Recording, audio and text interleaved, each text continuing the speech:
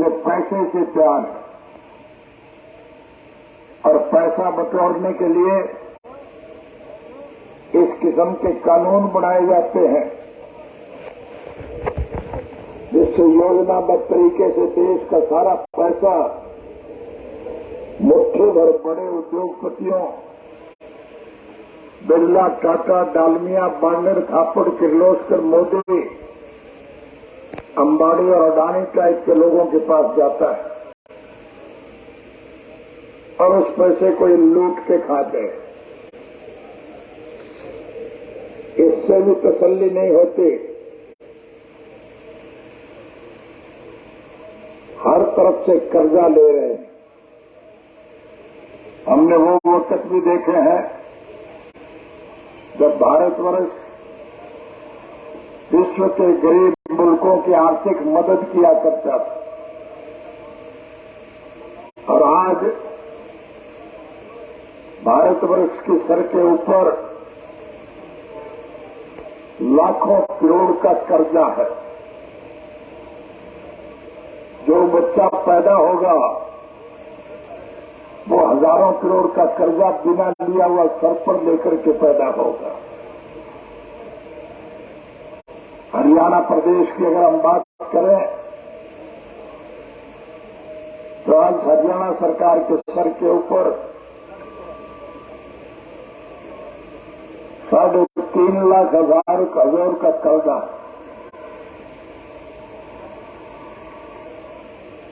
Press के भाई बैठे होंगे, उनसे भी मैं कहूंगा और आपसे भी कहूंगा कि वो लुटेरे जब आपके पास आए उनसे एक सवाल जरूर करना कि ये कर्जा किस बात का है। विकास के नाम पर एक ईंट कहीं नहीं लगी।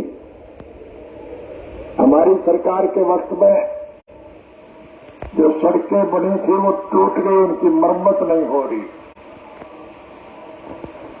स्कूलों की बिल्डिंग टूट रही है।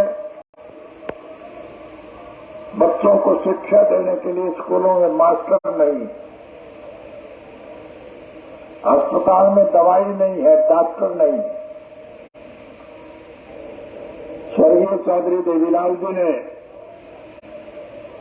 बूढ़े बुजुर्गों को सम्मान प्रदान करने के लिए जो वृद्धावस्था पेंशन मुकर की थी उसको बढ़ाने के बजाय सरकार ने काटने का काम किया है।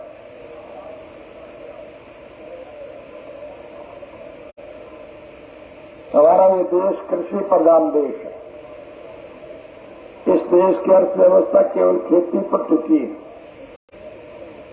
अगर किसान खुशहाल है तो देश मालामाल है और अगर किसान कंगाल है तो देश का बुरा हाल।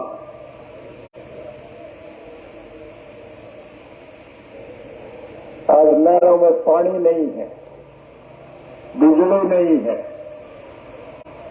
खाद और बीज के लिए किसान लाइन में लगते हैं। फसल अगर हो जाए तो उसका भाव नहीं मिलता। महंगाई आसमान को छू रही है। जरूरियात जिंदगी की चीजों के दाम निरंतर बढ़ रहे हैं, लेकिन जो चीज हम पैदा करते हैं उसके दाम घट रहे हैं। किसान गन्ना पैदा करता है, गन्ने के भाव के पैसे तक नहीं मिलते, लेकिन हमारे हाथ से जब गन्ना निकल जाए उससे जो चीनी बनती है वो महंगी बिकती है।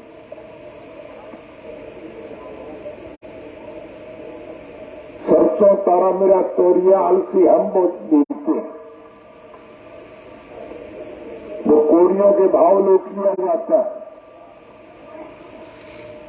लेकिन उनसे जो तेल निकलता है वो रोज महंगा होता है।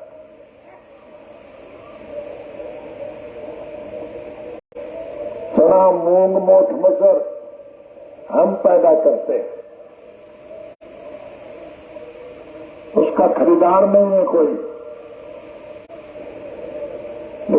लुटेरे जब हमसे वो लूट के ले जाते हैं, फिर उसकी जो दाल बनती है वो महंगी बिकती है।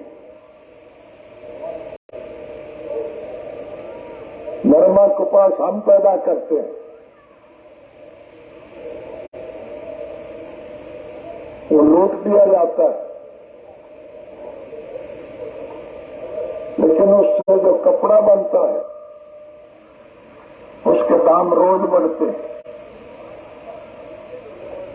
मैं एक एक चीज का विश्लेषण करूंगा तो समय लग जाएगा।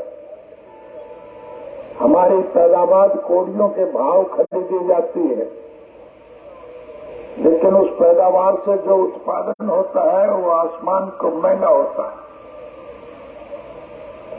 देश की हालत बहुत खराब है। चौधरी देवीलाल जी ने बूढ़े बुजुर्गों को सम्मान प्रदान करने के लिए जो पेंशन मुकर की थी, इस लुटेरी सरकार ने वो पेंशन भी काट दी।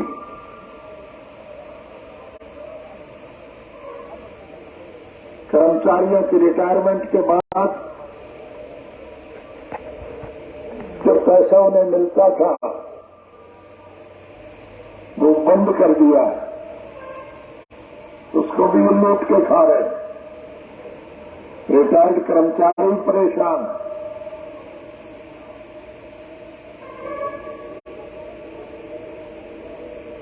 इस सरकार की तरफ से इस प्रकार के कानून बनाए जाते हैं जिससे इस देश का हर नागरिक दुखी है, परेशान। आज महंगाई आसमान को छू रही है, बेकारी और बेरोजगारी निरंतर बढ़ रही है।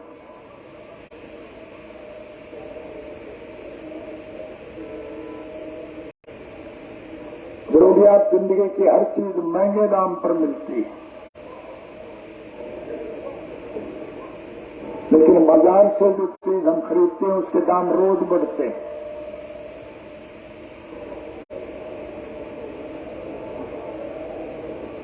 डीजल और पेट्रोल महंगा हो रहा है, उसकी वजह से जो हमें माल ढोना पड़ता है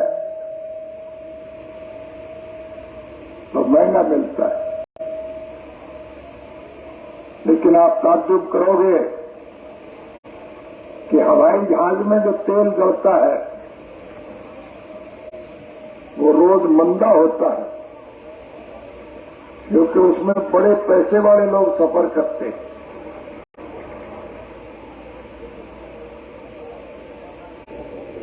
देश की सारी हालत का अगर मैं जिक्र करूंगा तो बहुत समय लग जाएगा।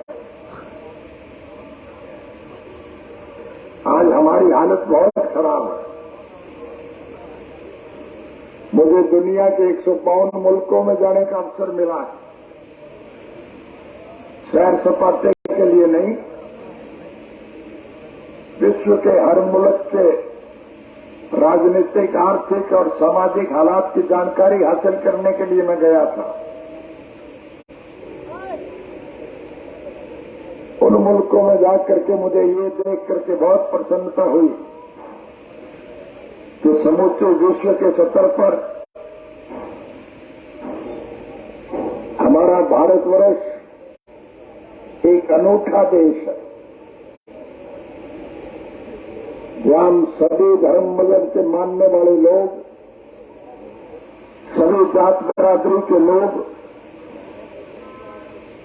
हिंदू, मुस्लिम, सिख, ईसाई, चमार, धारक, वाल्मीकि, रेगल, खतीक, खत्ती, कुमार, लोहार, सुनार, मणिहार, नाई, तेली, धोबी, मोची, ब्राह्मण, बनिया, व्यापारी, कर्मचारी, कारखानेदार, मजदूर, किसान और कमेरा, हम सभी परेशान हैं। और परेशान लोगों ने अब एक मन बनाया हुआ है कि सरकार का पतन किया जाए, जनतांत्रिक तरीके से जनता के वोट के द्वारा सरकारें बनी जाती हैं, और फिर चुनी हुई सरकार की जिम्मेवारी होती है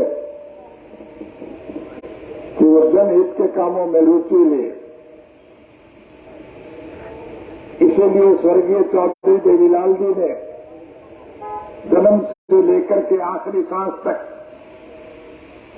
इस बात के लिए संघर्ष किया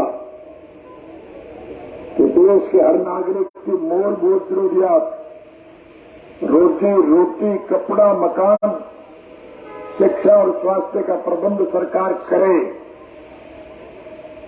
और जो सरकार ये सब करने में सक्षम ना हो फिर उस सरकार का पतन कराया जाए। इसलिए आज सभी दुखी लोग इकट्ठे हैं। मुझे जेल से रिहा होने के बाद मैं सबसे पहले उन बहादुर साथियों का आभार व्यक्त करने गया जो गर्मी, सर्दी, बारिश और धक्कड़ की परवाह किए बिना भूखे प्यासे दिल्ली को जाने वाली सड़कों पर धरना दिए बैठे और सरकार से मांग कर रहे हैं कि किसान विरोधी जो गलत कानून बनाए गए हैं उनको वापस लिया जाए। प्रधानमंत्री इस बात पे बजट थे कि बने हुए कानून कभी वापस नहीं हो सकते, लेकिन मैं बधाई दूंगा उन बहादुरों को जिन्होंने दृढ़ निश्चय के साथ एक संकल्प लिया कि हम मर जाएंगे लेकिन जब तक ये काले कानून वापस नहीं होंगे हम धरने से नहीं उठेंगे। और झक मार करके प्रधानमंत्री को झुकना पड़ा। न सिर्फ वो सारे काले कानून वापस लिए बल्कि देश के बहादुर किसानों से माफी मांगी थी। लेकिन उस धरने में मैंने विशेष रूप से देखा कि हर धर्म, मजहब, जात, बिरादरी के लोग बैठे। संगठन मजबूत होगा, चुनाव जब आएगा तो फिर हमारे वोट से कमेरे इस देश के राजभाग के मालिक होंगे और लुटेरे जेल की सलाखों के पीछे बंद किए जाएंगे। साथियों,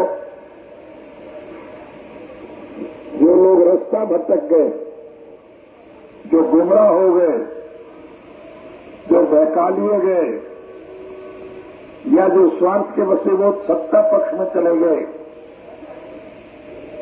आज वो बहुत परेशान और दुखी। तो फिर आपसे जुड़ना चाहते हैं। हमारा किसी से कोई द्वेष नहीं है, हमारा किसी से कोई विरोध नहीं है। हम तो चौधरी देवीलाल जी के स्वप्न साकार करने के पक्षधर हैं। हम चाहते हैं कि इस देश का मेहनत कश कमेरा संपन्न, समृद्ध और खुशहाल हो। इसलिए सभी लोग जुड़ेंगे। आप चुनाव में देखते हैं कि कितनी भारी भीड़ रहती। फतेहाबाद की रैली रिकॉर्ड तोड़ रैली थी और देश की विभिन्न राजनीतिक पार्टियों के अग्रणी नेता स्टेज पर बैठे हुए थे और उन नेताओं ने लाखों की संख्या में जब आपको देखा उनको घोषणा मिला कि इंडियन नेशनल लोकल पार्टी के बहादुर लोग देश में बदलाव में हमारा साथ देंगे। सभी विरोध पक्ष के लोगों ने जुड़ने का निर्णय लिया। बातचीत चल रही है, निश्चित रूप से गठबंधन होगा और जब चुनाव होंगे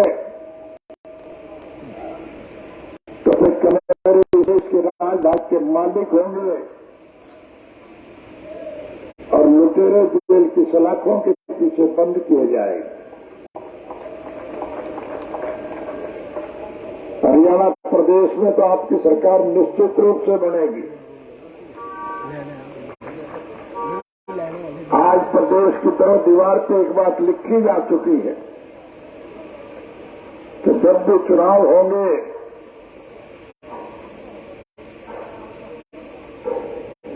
इंडियन नेशनल लोकदल पार्टी की हरियाणा में सरकार बनेगी।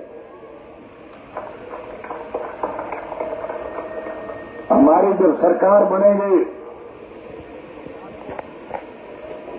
तो मैं आपसे वायदा करके जा रहा हूं कि हम उन बूढ़े बुजुर्गों की पेंशन जो इस नालायक सरकार ने काटी है, वो कटी हुई पेंशन का पैसा मैं ब्याज के उनके घर भिजवाएंगे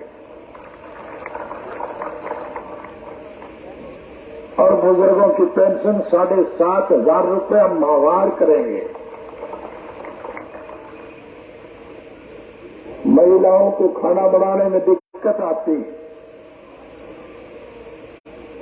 क्योंकि गैस के सिलेंडरों के दाम निरंतर बढ़ रहे हैं। हमारी सरकार बनने के बाद हम हर महीने हर घर में एक सिलेंडर और 1200-1100 रुपये भिजवाएंगे ताकि महिलाओं को कोई परेशानी ना हो। बेरोजगारी का भत्ता बढ़ा करके हम 21,000 रुपये प्रति बेरोजगार को देंगे।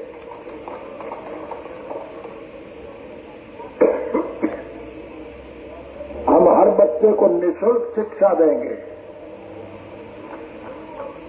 बच्चों की शिक्षा के लिए कोई पैसा खर्च नहीं होगा और पढ़ने वाला बच्चा अगर बीमार हो जाएगा तो उसका इलाज सरकार की तरफ से मुफ्त कराया जाएगा और पढ़ लिख के जब वो बच्चा योग्य हो जाएगा तो फिर इस योग्य बच्चे की योग्यता के मुताबिक उसे अच्छे पद पर बिठाया जाएगा। गांव का लड़का अगर पढ़ लिख करके बड़ा अफसर बनेगा तो गांव की भलाई की बात करेगा कि नहीं करेगा?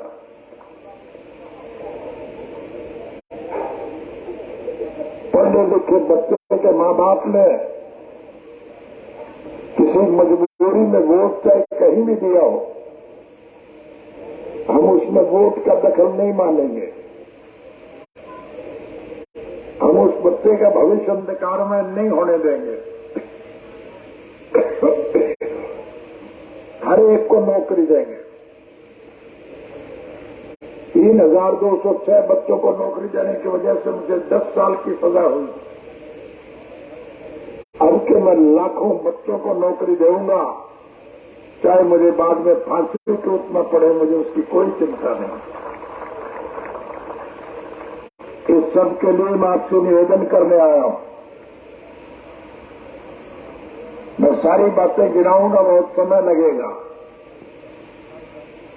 अतीत में जब हमारी सरकार थी तो उसकी भलाई के काम हमने अच्छे किए थे कि नहीं किए थे? प्रजातांत्रिक प्रणाली में जनता के वोट से सरकारें बनती हैं और फिर चुनी हुई सरकार की जिम्मेवारी होती है कि वो जनहित के कामों में रुचि ले। हरियाणा प्रदेश के मौजूदा मुख्यमंत्री ने मुख्यमंत्री का पदभार संभालने के बाद ये घोषणा की थी कि किसी भी भाई को अगर कोई तकलीफ हो तो मेरे कोठी पे आके दरख्वास्त दे, मैं उसकी तकलीफ दूर करूंगा।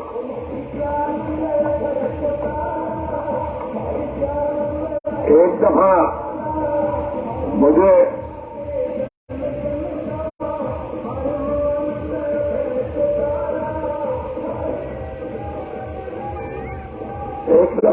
विभाग से मुझे चंडीगढ़ जाने का अवसर मिला और चंडीगढ़ में मैं अपने किसी मित्र से मिलने के लिए जा रहा था।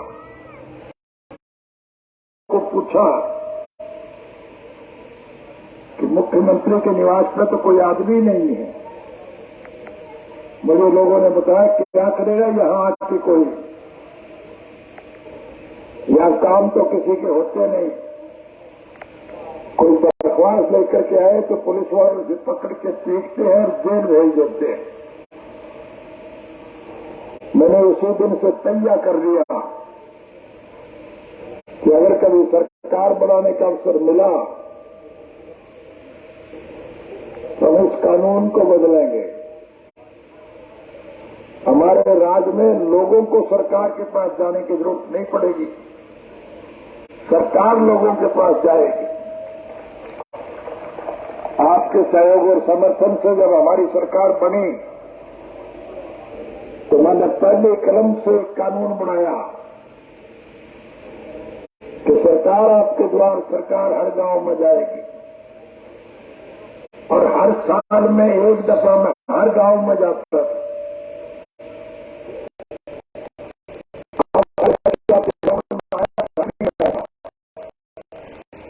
और जो बात गांव के लोग करते थे वो पूरी करता था। कई मांगे ऐसे थे जो बिना मांगे मैंने पूरी की। हमारा देश सभी धर्म और मजहब का मानने वाला देश,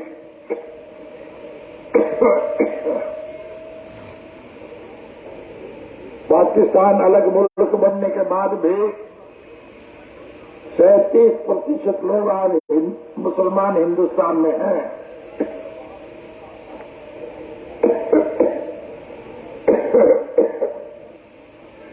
किसी मुस्लिम का अगर निधन हो जाए, मृत्यु हो जाए,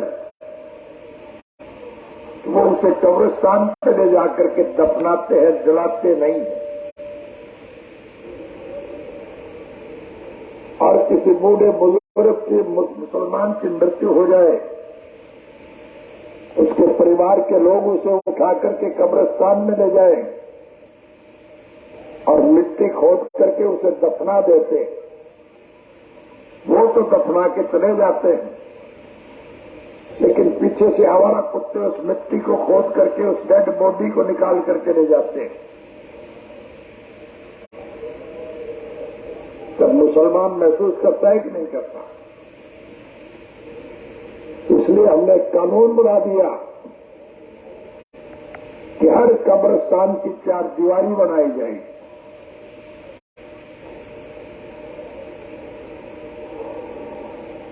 हमारे हिंदू धर्म के लोग किसी की मृत्यु पर उसका संस्कार शमशान घाट में ले जाकर के जला करके करते हैं, लेकिन बारिश के दिनों में रास्ते पानी से भर जाए और किसी बूढ़े बुजुर्ग की मृत्यु हो जाए तो उसे शमशान में ले जाने में दिक्कत होती है कि नहीं होती? इसलिए उनकी दिक्कत को दूर करने के लिए हमने हर शमशान घाट के रास्ते पक्के बना दिए। हमारे खिलाफ सरकार दूसरी ने दुष्प्रचार फैलाया कि इन्होंने शमशान की सड़कें बनाने के अलावा, कब्रिस्तान की 4 दीवारी बनाने के अलावा कुछ नहीं किया।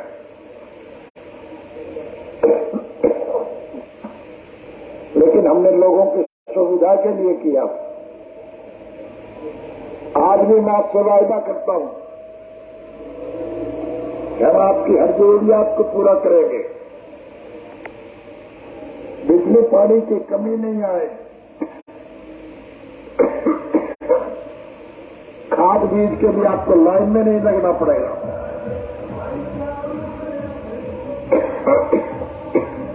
आपके उपज का भाव महंगे हिसाब से बिकेगा। आपको खुशहाल और संपन्न बनाएंगे।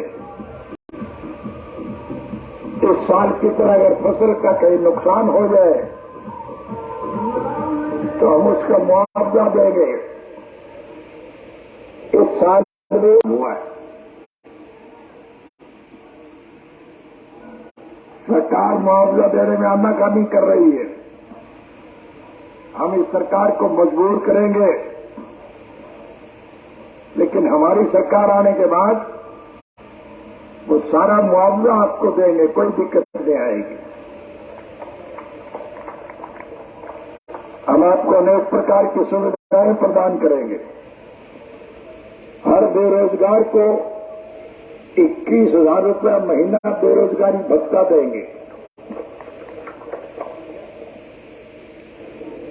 लेकिन ये संभव तभी होगा जब आप सभी लोग इकट्ठे होकर के उस कुशासन का अंत करेंगे। सीधी जाती भाषा में एक बात कह के जा रहा हूं, राज बना लो फिर सारे खोटवे काट दूंगा। मेरी बात पे आपको यकीन है तो फिर आपको ये यकीन भी रखना चाहिए तो जो मैंने कहा वो पूरा करेंगे, आपको कोई दिक्कत नहीं आएगी। आपके सहयोग और समर्थन से निश्चित रूप से सत्ता परिवर्तन होगा। हिंदुस्तान विश्व के सतह पर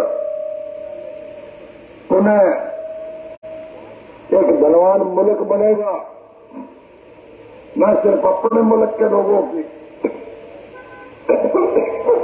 बल्कि हम दुनिया के गरीब मुल्कों के लोगों की भी आर्थिक मदद करने का काम करेंगे।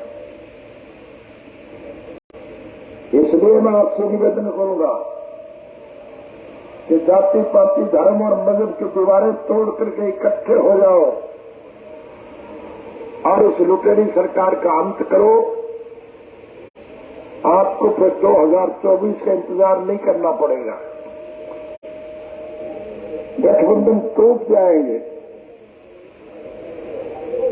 जो लोग सत्ता में चुने गए हैं वो सत्ता छोड़ करके भाग जाएंगे और जब सरकार अलग में होगी तो फिर मध्यावधि चुनाव होंगे।